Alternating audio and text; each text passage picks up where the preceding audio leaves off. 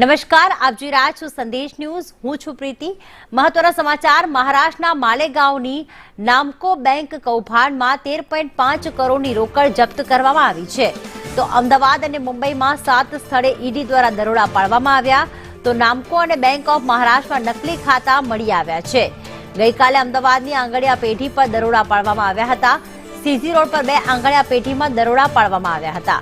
નકલી ખાતા ખોલીને અને 100 કરોડથી વધુ રૂપિયા જમા કરાયા હોવાનું સામે આવી રહ્યું છે. તો નકલી ખાતા જે છે તે સિરાજ મેમણ અને સાથીદારોએ ખોલાવ્યા હતા. નિર્દોષ વ્યક્તિઓના દસ્તાવેજોનો પણ આ નકલી ખાતા ખોલવામાં દુરુપયોગ કરવામાં આવ્યો છે. તો નાગની, શફી અને વસીમ ભેસાણિયાની આ સમગ્ર કૌભાંડમાં ધરપકડ કરવામાં આવી છે, કારણ કે 100 કરોડ જમા કરાવવામાં આવ્યા હતા નકલી ખાતા ખોલીને.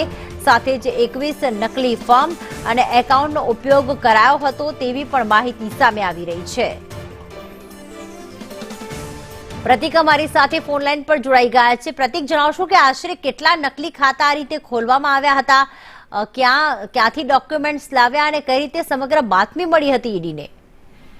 મહારાષ્ટ્રમાં ચૂંટણી પહેલા ઈડીના દરોડાની શરૂઆત થઈ હતી અને ઈડીના દરોડા પાડ્યા તે દરમિયાન તેમને એવો અંદાજ હતો કે આ જે દરોડા છે તે વ્યક્તિઓ દ્વારા 100 કરોડથી વધુ રકમ છે તે અન્ય ખાતાઓમાં જમા કરાવી છે અને આ રકમ છે તે મહારાષ્ટ્ર ચૂંટણી ઇલેક્શનમાં વાપરવા માટે કરાઈ હોવાનો તેમનો ઉલ્લેખ કરાયો હતો. જોકે તે વાત હજુ સુધી તે દરોડાની કામગીરી ચાલી રહી છે, જેના ભાગરૂપે ગઈકાલે અમદાવાદ અને મુંબઈ મહારાષ્ટ્રના કુલ 7 ઠેકાણા ઉપર ઈડી દ્વારા દરોડા પાડવામાં આવ્યા હતા, જેમાં અમદાવાદની 2 આંગળીયા પેઢી ઉપર દરોડાની કામગીરી હાથ ધરવામાં આવી હતી. આ દરોડાની જે કામગીરી હતી તે આંગળીયા પેઢી દ્વારા રૂપિયા છે તેની લેવડ દેવડ કરવામાં આવી હતી કમિશન લઈને. આ સાથે જ જો વાત કરવામાં આવે પ્રીતિ, તો આજે 100 કરોડ રૂપિયા જે જમા કરવામાં આવ્યા છે અલગ અલગ ખાતામાં, તેના માટે લગભગ 50 થી વધુ બેંક એકાઉન્ટ ખોલવામાં આવ્યા છે અને આ 50 થી વધુ જે બેંક એકાઉન્ટ ખોલવામાં આવ્યા છે તે અલગ અલગ વ્યક્તિઓના ડોક્યુમેન્ટનો ઉપયોગ કરીને ખોલવામાં આવ્યો છે. આ વ્યક્તિઓને ખબર નહોતી કે તેમના ખાતા છે તે બેનામી વ્યવહારો કરવા માટે તેમજ રૂપિયા ટ્રાન્સફર કરવા માટે થઈ રહ્યો છે અને આ જ કારણથી